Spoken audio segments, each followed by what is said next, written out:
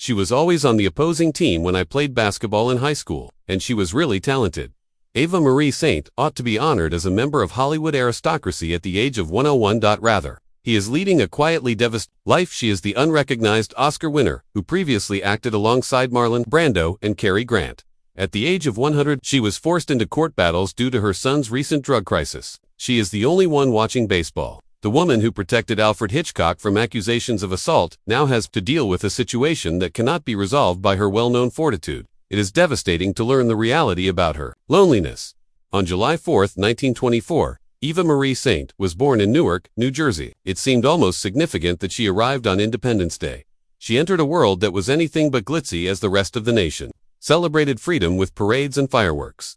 The working-class city of Newark was more well known for its manufacturing than for turning out famous people. 5 years prior to the stock market meltdown that would plunge the nation into the Great Depression, she was born to Quaker parents during the height of the Jazz Age. Her birth date was a startling irony. Despite the fact that America was celebrating liberty, she would still need to overcome discrimination, rejection, and typecasting in order to establish herself in Hollywood. She would eventually become the oldest living Academy Award winner and one of the most renowned actors in the industry. Eva Marie Rice and John Merle Saints were her parents. In the U.S. Army, her father had held the rank of second lieutenant. Eva Marie was the name of her mother, who was the daughter of Adelaide L. Russell Rice and William M. Rice. Her daughter inherited her full name when she married John Merle Saint in 1921. The first and middle names of Eva Marie Saint were literally passed down from her mother. Her genuine name was inherited from her family. It was not a stage name intended for Hollywood appeal. She had a genuine and symbolic identity because to her inheritance, her mother lived from 1896 to 1987, which is ample time to witness her daughter's ascent to stardom and Academy Award victory. Her mother had always gone by the same moniker that glowed on cinema screens and theater stage. Her career almost ended before it ever started. She was cast opposite Henry Fonda in the Broadway production of Mr. Roberts. Her friends and family flocked to see her in out-of-town previews. Since the nursing role appeared like her big break, everything appeared to be going smoothly until director Joshua Logan informed her that she will be replaced just before the opening night. She was shocked by the reason. They claimed she appeared too innocent, and the producers were concerned that when she starred with David Wayne's role, viewers would get overly concerned about her. Jocelyn Brando, Marlon Brando's sister, took her place. It was a huge disgrace. She had to explain to her family why she would not be performing on Broadway after they had already seen her perform. She cried when she was rejected. She utterly collapsed in her dressing room by herself. She was comforted by Henry Fonda himself, who shared stories of his experiences being rejected for parts or fired. The rest of the cast came to see her one by one, each telling their own tales of failure and rejection. They informed her that it was best for her to suffer such a setback early in her career and that this was a fact of the job. Although their generosity was helpful, the suffering persisted. She sobbed so much that she could hardly see on the train journey back to Queens. She made a life-altering pledge to herself during that voyage. She promised herself that she would never be hurt by such a letdown again. She wouldn't make it in acting, or even in life, if she allowed rejection to pierce her so deeply. She had already decided by the time the train arrived in Flushing. She would put up an emotional wall around herself while still going after her dream. She would never again allow rejection to break her heart in the same manner. "I'll never be that disappointed in life again," she later acknowledged. She meant it, too. She used that pledge as armor to go through the difficulties that followed. Her first television position was anything from glamorous. She pretended to love shows in which she had no involvement in exchange for $15 to sit at a small table and applaud other artists. Even after she was paid, she was still in debt because the little money barely covered the price of a new dress she required to look decent. Nevertheless, she persisted because she knew that if she wanted to succeed, every little step counted. She had enrolled at Bowling Green State University in 1942 with the intention of following in her mother's footsteps and teaching elementary school. Her path was altered by a coincidence when she joined the Delta Gamma sorority. As their housefather, Dr. Eldon T. Smith, the head of the drama department, resided in the sorority house. He persuaded her to try out for the play personal appearance after seeing her unique voice. Her first acting job was that of a gorgeous Hollywood lady, quite unlike the naive college student she was.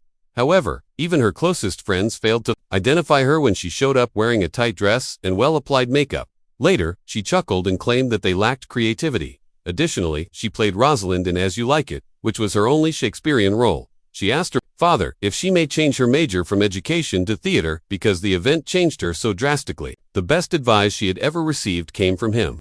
"Do your best, honey, no matter what you wish to do." She struck a pact with her parents after graduation in 1946 that completely altered her life. She had only 1 year to demonstrate that she could support herself as an actress. When she returned to their Queens home, she would give up and go back to teaching if she didn't succeed. Intense pressure was added by that 1-year ultimatum. In the 1940s, Eva Marie Saint started her career in show business in New York as a page for NBC. She talked about the delights of this fascinating new kind of entertainment, conducted tours, and showed off television sets. Although it could have seemed like a little role, it provided her with a unique opportunity to observe television at its inception. In 1946 and 1947, she made her on-screen debut on the live NBC program Campus Hoopla. The unusual kinescope that recorded those performances is currently housed in the Library of Congress. By 1949, she was participating in the live ads for Bonnie Maid's Versatile Varieties as one of the singing Bonnie Maids. She was highlighted in a Life magazine article that same year, detailing her hardships as a young actress in New York City, attempting to make ends meet with meager earnings from her early television work.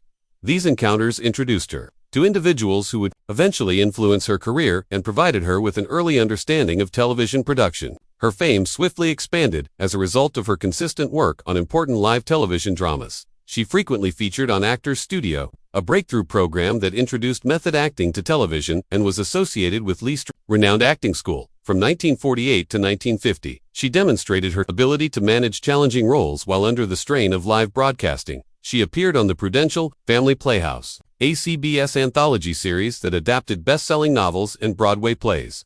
From 1950 to 1951, Saint competed with some of the biggest names of the day, such as Grace Kelly, Helen Hayes, and Jessica Tandy, who appeared on the show. She consistently provided faultless live performances for these roles, demonstrating her place among the best television talent. Her role as Thelma in Horton Foote's The Trip to Bountiful in 1953 marked a significant turning point in her career. Before transferring to Broadway later that year, the television adaptation debuted on March 1, 1953. Saint made an impression on both reviewers and spectators when performing on stage. Alongside the renowned Lillian Gish and Joe Van Vliet, she won a Tony Award for Best Featured Actress in a Play in 1954, shortly after receiving the Drama Critics Award. Director Elia Kazan was also drawn to the production because he recognized her innate cinematic potential. He was persuaded she was the best candidate for his next film, On the Waterfront, by her performance. By the middle of the 1950s, she was also becoming well known on television.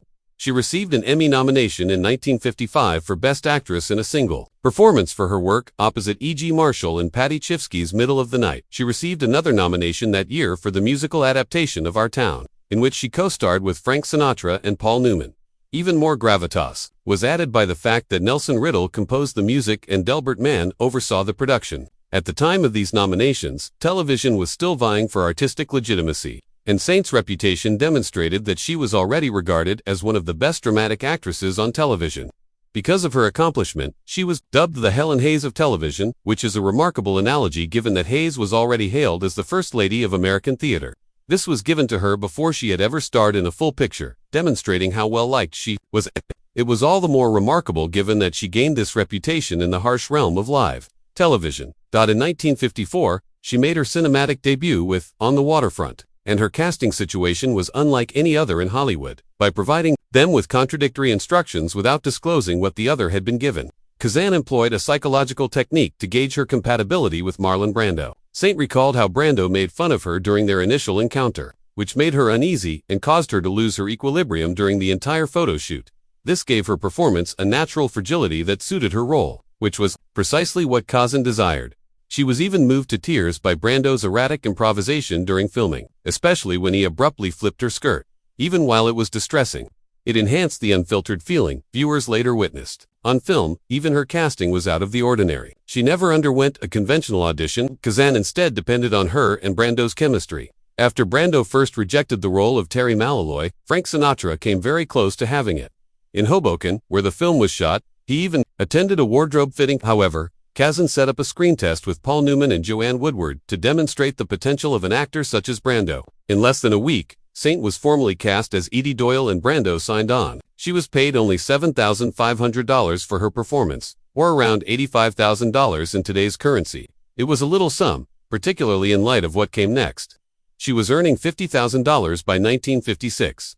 As a result of her particular connection to Bob Hope, she also made $100,000 for Raintree County in 1957 alongside Elizabeth Taylor and Montgomery Clift. Her pay had climbed by more than 13 times in just 3 years, an uncommon ascent for a woman in Hollywood in the 1950s.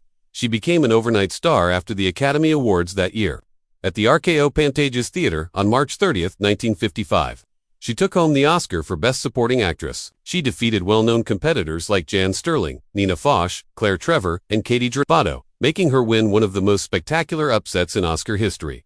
Ironically, the guy who almost played her opposite, Frank Sinatra, gave her the honor. Prior to giving her heartfelt gratitude, she made a joke to the audience about possibly having the baby there while she was pregnant. Went on to win 8 Oscars, matching the mark set by From Here to Eternity and Gone with the Wind.